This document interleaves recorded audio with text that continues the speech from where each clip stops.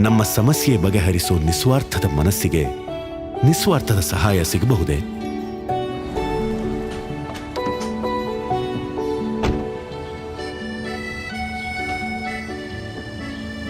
ಸಮಯಕ್ಕೆ ಸರಿಯಾಗಿ ನಮ್ಮನ್ನ ನಮ್ಮ ಜಾಗಕ್ಕೆ ತಲುಪಿಸೋ ಜೀವಗಳಿಗೂ ಸಹ ಎಂದಾದರೂ ತಡವಾಗಬಹುದೇ?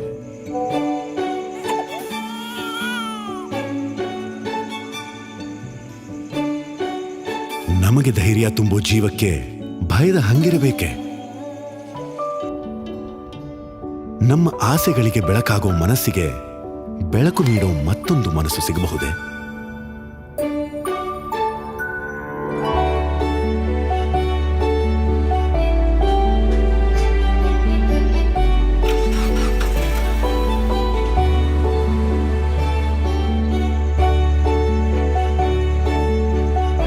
ನಮ್ಮ ಸಂತೋಷದಲ್ಲಿ ಅವರ ಶ್ರಮ ಮರೆಯೋದು ಬೇಡ. ಪ್ರತಿನಿತ್ಯ ನಮಗೆ ಸೇವೆ ಮಾಡೋ ಎಲ್ಲಾ ನಿಸ್ವಾರ್ಥ ಮನಸ್ಸುಗಳಿಗೆ ಥ್ಯಾಂಕ್ಸ್ ಹೇಳಿ ಅವರಿಗೊಂದು ಅವಕಾಶ ಮಾಡಿಕೊಡೋಣ.